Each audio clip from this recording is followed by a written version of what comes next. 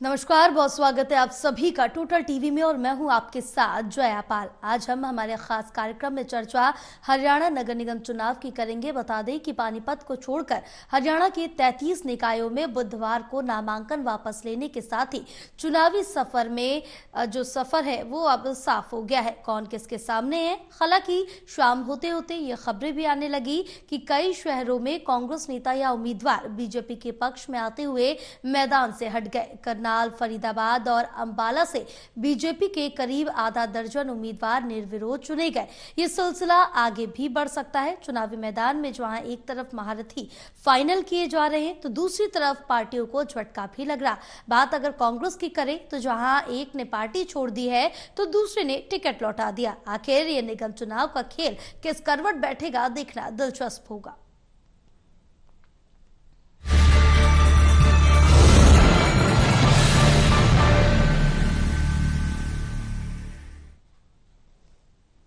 तो आज हम इसी पर चर्चा करेंगे। हमारे साथ खास मेहमान जुड़ चुके हैं। वरिष्ठ पत्रकार वीरेंद्र सोनी जी हमारे साथ जुड़े हुए हैं। एसोसिएट एडिटर देवेंद्र कथुरिया हमारे साथ जुड़े हुए हैं। Associate editor doctor Mahesh Kumar भी हमारे साथ जुड़े हुए हैं। आप तीनों का बहुत स्वागत है। देवेंद्र, आपके पास आऊंगी, लेकिन इससे पहले आपको दिखाएंगे एक रिपोर्ट।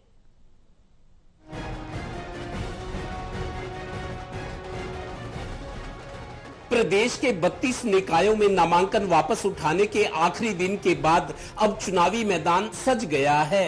ये सामने आ गया है कि कौन किसके सामने है। 32 निकायों में नगर पालिका और नगर परिषद के अलावा जिन पर सभी की नजरें हैं वो 9 शहरों में मेयर और निगम पार्षदों के चुनाव हैं। 10वें नगर निगम पानीपत में चुनाव थोड़ा देरी से है। यहाँ नामांकन 21 से 27 फरवरी तक है। बाकी सब जगह 2 मार्च को मतदान है तो पानीपत में 9 मार्च को है। हालांकि चुनावी नतीजे सभी जगह 12 मार्च को आएंगे। इसी बीच मंगलवार को करनाल में 5 पुराने कांग्रेसियों के पार्टी छोड़कर बीजेपी ज्वाइन करने के बाद बुधवार को फरीदाबाद में कांग्रेस प्रत्याशी राहुल चौधरी ने नामांकन वापस ले लिया और मंत्री विपुल गोयल की मौजूदगी में बीजेपी में शामिल हो गए। इसी तरह हिसार से बागी कांग्रेस प्रत्याशी रामनिवास राणा भी चंडीगढ़ जाकर सीएम के हाथों बीजेपी का पटका पहन आए। इसी तरह करनाल में बीजेपी के 2 उम्मीदवारों के सामने खड़े निर्दलीय प्रत्याशियों ने पर्चा वापस उठा लिया। इससे बीजेपी के 2 प्रत्याशी निर्विरोध चुनाव जीत गए। मैं कांग्रेस पार्टी से प्रत्याशी था, वार्ड नंबर 36 से पार्षद के लिए मेंबर, और बीजेपी के प्रत्याशी श्री कुलदीप साहनी जी को मैं अपना समर्थन दे रहा हूँ। मैं भाजपा की नीतियों को, चौधरी किशन पाल गुर्जर के किए हुए कामों को, श्री विपुल गोयल जी के कामों को देखते हुए और उनके जो सिपाही हैं श्री कुलदीप साहनी जी, उनके व्यवहार को देखते हुए, उनके प्यार को देखते हुए उनके साथ जुड़ रहा हूँ। इसी तरह अंबाला छावनी नगर परिषद के वार्ड 24 से बीजेपी प्रत्याशी महेश नागर भी निर्विरोध चुनाव जीत गए। अनिल विज खुश हुए। यानी बीजेपी के लिए कई जगह से बिना लड़े ही खुशखबरी आ रही है। इधर पानीपत में मजबूत मेयर पद के उम्मीदवार की तलाश कर रही कांग्रेस विजय जैन को उम्मीदवार बनने के लिए मना रही है। विजय जैन दुविधा में हैं, ना वो हाँ कह रहे हैं और ना कर रहे हैं। अपने मुंह से कुछ बोल भी नहीं रहे। कल बृहस्पतिवार को पानीपत के कांग्रेस भवन में शाम 4 बजे जिला प्रभारी और कोऑर्डिनेटर्स की मीटिंग है। संभव है कांग्रेस कुछ पार्षद उम्मीदवारों का ऐलान कर दे। इधर फरीदाबाद में वार्ड 36 से कांग्रेस के उम्मीदवार राहुल चौधरी के बीजेपी में जाने के बाद वार्ड 28 से भी कांग्रेस के कार्यकर्ताओं ने पार्टी की खिलाफत कर दी और नामांकन वापस लेने के बाद बीजेपी प्रत्याशी कुलदीप साहनी भी निर्विरोध निर्वाचित हो गए। तो क्या कई जगह बिना लड़े ही बीजेपी के पार्षद जीत का पटका पहनने लगे हैं? तभी तो पार्टी कहती भी है हमारा उम्मीदवार तो कमल का फूल है। Haryana bureau total news.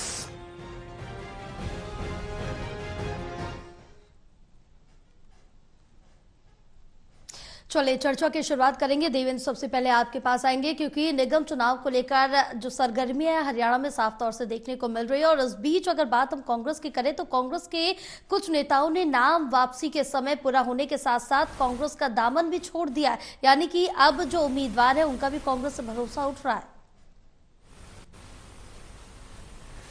देखिए जया, कांग्रेस को चुनाव तो लड़ना है और कांग्रेस के लिए एक मौका है अपनी एकजुटता, अपनी रणनीति, अपनी ताकत, अपनी गलतियों को सुधारने का एक मौका है। लेकिन जिस तरीके से कई जगह पे पानीपत की बात हमने की, पानीपत में मेयर पद के लिए कोई मजबूत उम्मीदवार मिल नहीं रहा, इनको बाहर झांकना पड़ा है। दरअसल एक विजय जैन है जो बीजेपी में हुआ करते थे, लेकिन टिकट की तलाश में पानीपत ग्रामीण से वो कांग्रेस ज्वाइन कर गए थे विधानसभा चुनाव से थोड़ा टाइम पहले।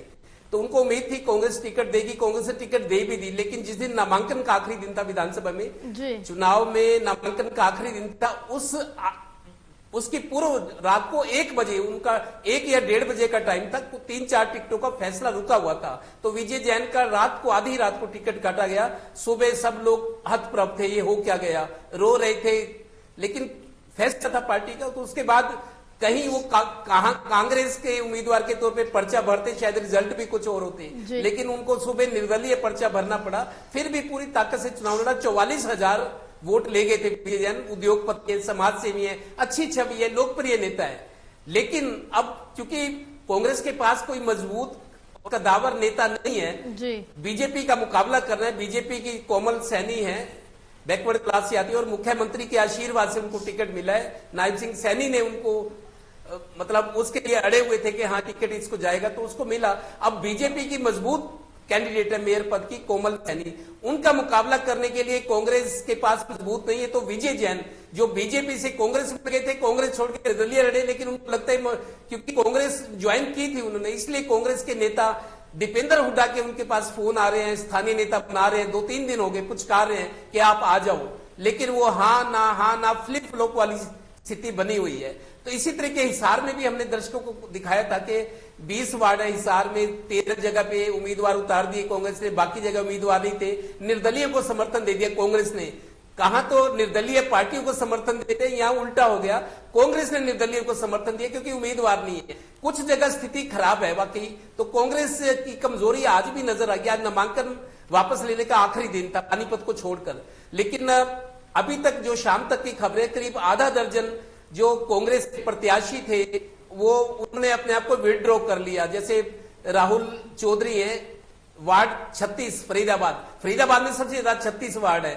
उसके बाद गुरुग्राम में, फिर तीसरे नंबर पे पानीपत है 26 वार्ड। सबसे बड़ा फरीदाबाद में है, 36 वार्ड है। तो 36 वार्ड के राहुल चौधरी ने विपुल गोयल की मौजूदगी में बीजेपी ज्वाइन कर ली और एक तरह से कांग्रेस का कैंडिडेट ही मैदान से बाहर हो गया। तो इसी तरीके उसके बाद 28 वार्ड है जो फरीदाबाद का, वहां भी रोहतास चौधरी है, वो भी चले गए।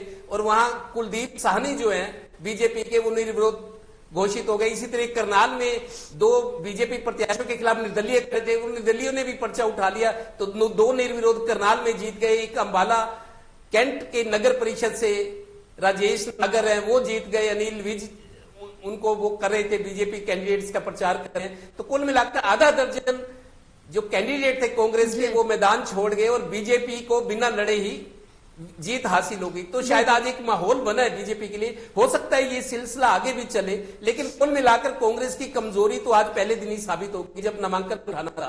अब कांग्रेस को चुनाव तो लड़ना है, देखते हैं कैसे संभालती है कांग्रेस अपने आप को। लेकिन बीजेपी लगता है कि फेवरेट पार्टी बनी हुई है, शुरुआत उसकी आज दिखेगी है। बिल्कुल, क्योंकि अब जिस तरह से देखें कि कहीं ना कहीं कांग्रेस के लिए मुश्किल जो चुनौती है वो सामने आ रही है। महेश, इस बीच बीजेपी के लिए तो चारों तरफ से गुड न्यूज सुनाई दे रही है, क्योंकि अब पूरे एनसीआर में बीजेपी की गवर्नमेंट आ गई है। अब हरियाणा निकाय चुनाव की बात करें तो विपुल गोयल ने साफ तौर से कह दिया कि अब ट्रिपल इंजन की सरकार आएगी। बहुत से यहाँ पर जो उम्मीदवार थे वो निर्विरोध ही चुने गए, लेकिन कांग्रेस तो उम्मीदवारों के लिए ही मशक्कत करती रह गई।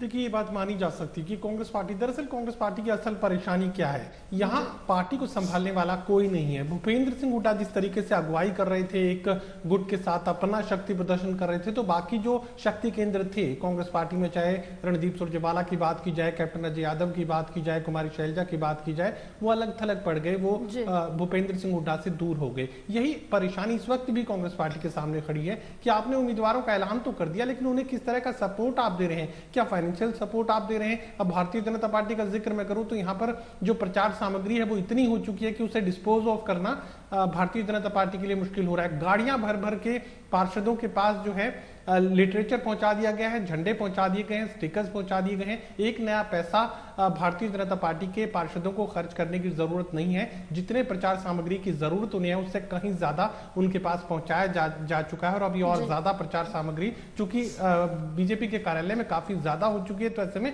उसे डिस्पोज ऑफ करना है और डिस्पोज ऑफ की सोच के साथ ही उन्हें पार्षदों को बांटा जा रहा है ताकि ज्यादा से ज्यादा जो वजन है वो घटाया जा सके। इसी तरीके से मैनेजमेंट की बात की जाए, कल की तारीख में 80 लोगों की टीम यहां पर तैयार की जाएगी। 20 के 20 वार्डों में, हर एक वार्ड में 80 भारतीय जनता पार्टी के कार्यकर्ता जो है पहुंचा दिए जाएंगे। उनके रहने पीने खाने की व्यवस्था इंसार शहर में कर दी गई है ताकि उन्हें आने जाने की किसी तरह की परेशानी ना हो। सुबह से ही दिन निकलने के साथ ही 80 लोग अपने काम में जुट जाएं और शाम ढलने तक यानी वापस लौटने तक उन्हें किसी दूर दराज के इलाके में जाने की जरूरत ना हो, यहाँ रहने की व्यवस्था कर दी गई है। आप अगर इसके इतर कांग्रेस पार्टी में देखने की कोशिश करेंगे, ना कोई मैनेजमेंट है, ना कोई मैनेजमेंट की जिम्मेदारी लेने के लिए तैयार है, ना किसी तरह की प्रचार सामग्री उन्हें दी गई है। आर्थिक सहायता मिलने का तो सवाल ही पैदा नहीं होता। यहाँ भारतीय जनता पार्टी हर तरह के संसाधन उपलब्ध करवाने जा रही है और हर तरह की व्यवस्था यहाँ पर भारतीय जनता पार्टी के पार्षदों के लिए की जा रही है। और जैसा कि मैंने जिक्र किया कि यहाँ एक ऑर्गेनाइज्ड फॉर्मेट यहाँ पर इस्तेमाल किया गया है जिसमें तमाम 20 के 20 वार्डों के फोटो हैं। के साथ मेयर का प्रचार भी साथ साथ चल रहा है, यानी एक ही पोस्टर 20 के 20 वार्डों में जाएगा, जिससे न सिर्फ उस वार्ड के पार्षद का प्रचार होगा बल्कि मेयर पद को लेकर जो बीजेपी ने उम्मीदवार उतारा है उसका प्रचार भी एक साथ जाएगा।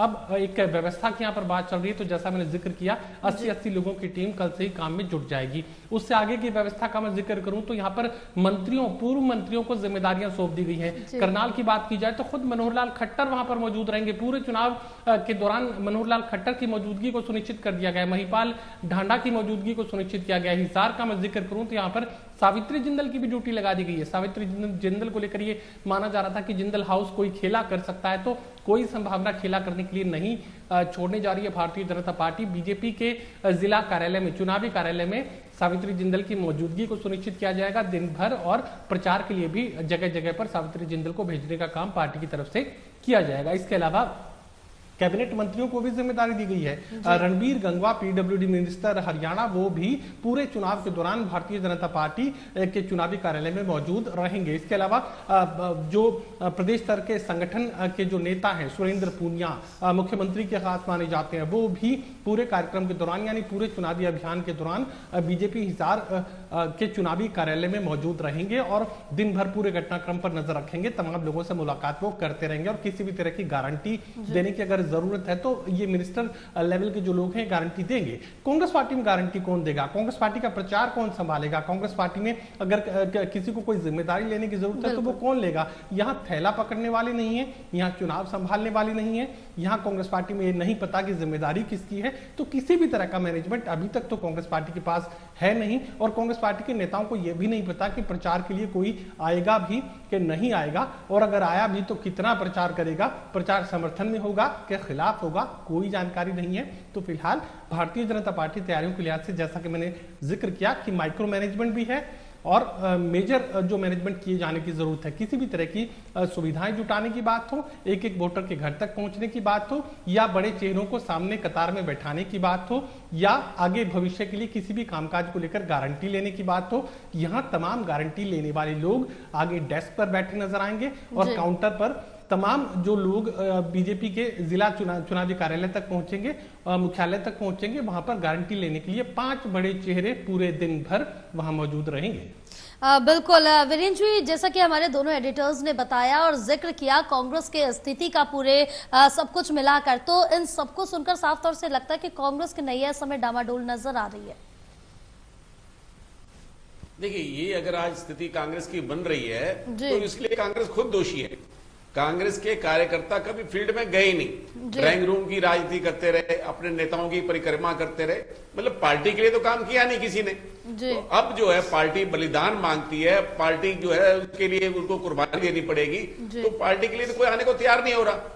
भाई अब जो देखो, विपक्ष में तो भारतीय जनता पार्टी भी रही है, तो भारतीय जनता पार्टी के नेता चुनाव लड़ते थे, उनको पता था कि हार निश्चित है, हार सामने दिखाई देती थी, लेकिन पार्टी के वजूद के लिए, पार्टी का अस्तित्व बना रहे, पार्टी की प्रतिष्ठा के लिए वो जी जान लगा देते थे। लेकिन कांग्रेस में तो ऐसा है नहीं, क्योंकि कांग्रेस में लोग जब सत्ता में रहे हैं उसके बाद विपक्ष में रहना कभी सीखा नहीं है, और उनको अब लगता था कि हरियाणा में कांग्रेस सत्ता में आने वाली है, अब तो सब संभावनाएं धूमिल हो चुकी हैं।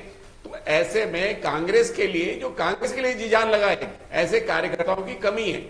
अब जो लोग जो है, जो मजबूत भी हैं, कांग्रेस के जो मजबूत चेहरे हैं, वो भी चुनाव नहीं लड़ना चाहते, कारण राजनीतिक स्वार्थ है। उनको मालूम है सरकार को नाराज नहीं करना चाहते, पार्टी के लिए बलिदान नहीं देना चाहते, पार्टी के लिए संघर्ष नहीं करना चाहते।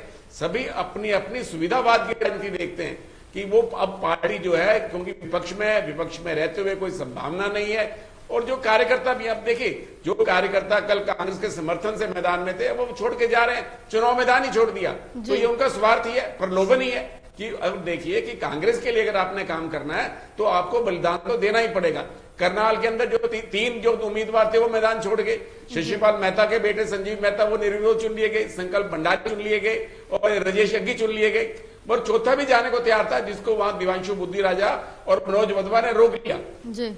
उसके पर बड़ी बहस हुई, वो कांग्रेस के नेताओं ने आरोप लगाया कि इनका अपहरण किया गया। लेकिन एक बात तो बड़ी स्पष्ट है, ये स्थिति पानीपत में भी होने वाली है, ऐसी बात नहीं है, क्योंकि कांग्रेस में जो अवसरवादी आ रहा है, संघर्ष करना कांग्रेस के लोगों ने सीखा ही नहीं है, क्योंकि उनको लगता है कि अब पार्टी बलिदान मांगती है, पार्टी के लिए जी जान लगाना है, तो ऐसे जुझारू और संघर्षशील कार्यकर्ताओं की कांग्रेस में कमी है। और देखिए, भारतीय जनता पार्टी ने, हालांकि देखिए, कुछ जगह उम्मीदवारों का चयन उचित नहीं किया। जो लोग पार्टी के लिए जो सारथी की भूमिका में होने चाहिए थे, अब वो धृतराष्ट्र बने हुए हैं, उनकी भूमिका धृतराष्ट्र जैसी हो गई है। लेकिन पार्टी के लिए संभावनाएं है, पार्टी के लिए वातावरण है, पार्टी की लहर लग रही है, ऐसे में जीत तो निश्चित ही है। लेकिन जो पार्टी का एक ढांचा तैयार होना चाहिए था, जो एक पार्टी का स्वरूप उभर के आना चाहिए था, जो लोगों को भारतीय जनता पार्टी से अपेक्षा थी, जो पार्टी विद डिफरेंस थी, वो उसमें तो उसको आघात लगा ही लगा है। लेकिन जीत तो भारतीय जनता पार्टी की है, क्योंकि लोगों को लगता है कि सरकार भारतीय जनता पार्टी की है, और ऐसे में सरकार से कोई भी जो है एक तरह का संघर्ष लेने को तैयार नहीं है। जबकि कांग्रेस को ऐसे कार्यकर्ताओं की तलाश है जो पार्टी की विचारधारा को आगे बढ़ाएं और संघर्ष पर आए, सड़क पर आकर संघर्ष करें, जनता के हितों के लिए लड़े। लेकिन इस समय पार्टी की जो मूल भावना है उसका दिखाई नहीं देती, क्योंकि पार्टी के लिए संघर्ष करना कोई जानता नहीं है। जो लोग विधानसभा चुनाव के लिए टिकटें मांग रहे थे, अब वो दुबके फिर रहे हैं ताकि उनको कोई निगम के मेयर की या पार्षद की टिकट ना मिल जाए, वो अपना पेड़ छुड़ाते फिर रहे। लेकिन अब तो जो कांग्रेस के लिए काम करने की आवश्यकता थी, तो वो कहीं जो है ना तो उनमें वो जज्बा दिखाई देता है, ना उत्साह है। तो कांग्रेस जो है उत्साहहीन होकर औपचारिकता के लिए ही चुनाव लड़ रही है। जी बिल्कुल देवेंद्र, क्या यहाँ पर इन सब चीजों को मिलाकर ये कहा जा सकता है कि कांग्रेस में कोई भी अब हार का ठीकरा अपने सर पर फुड़वाना नहीं चाहता, जिस वजह से या तो पार्टी छोड़ रहे हैं, या टिकट वापस ले रहे हैं, या फिर दुबके फिर रहे हैं? देखिए जया, विधानसभा के चुनाव परिणाम 8 अक्टूबर को आए थे, आज 4-4.5 महीने हो गए हैं। जी जब हार की समीक्षा हो रही थी तो जितेंद्र बघेल जो सह प्रभारी दीपक बाबरिया के साथ थे, उन्होंने कहा, मेरे को याद है कि 8-10 दिन में संगठन अब बना देंगे। आज 4 महीने हो गए हैं, दीपक बाबरिया भी चले गए, यहाँ से प्रभारी बदल दिए गए हैं। देखिए, लोकसभा और विधानसभा चुनाव में यही कांग्रेस के नेता, मैं कहा करता था डिबेट में कि पार्टी की लड़ाई कोई लड़ना नहीं, पार्टी को मजबूत करने के लिए कोई सोच नहीं, सबको टिकट चाहिए। दिल्ली की दौड़ लगा रहे थे, लोकसभा की टिकट चाहिए, विधानसभा की, जिसको लोकसभा नहीं मिली वो विधानसभा वाली लाइन में लगे कि चुनाव लड़ना है। पार्टी को मजबूत करने के लिए, पब्लिक जनसंपर्क के लिए तो समय नहीं निकाला उसने। यही वजह है कि आज ना संगठन बना है और ना आज पार्टी के पास उम्मीदवार हैं। आप देखिए, पानीपत जैसी जगह पे, दिल्ली एनसीआर का शहर, एक औद्योगिक शहर, देश दुनिया में जिस शहर का नाम है पानीपत नगरी, वहां के मेयर पद के लिए कांग्रेस को दूसरी पार्टी के लोगों, दूसरी पार्टी से या कोई निर्दलीय का सहारा लेना पड़ा, उसको पुचकार रहे हैं कि आओ चुनाव लड़ लो, क्योंकि इनके पास कैंडिडेट नहीं है। ये स्थिति पानीपत में मेयर पद के लिए भी है, मजबूत कैंडिडेट नहीं है।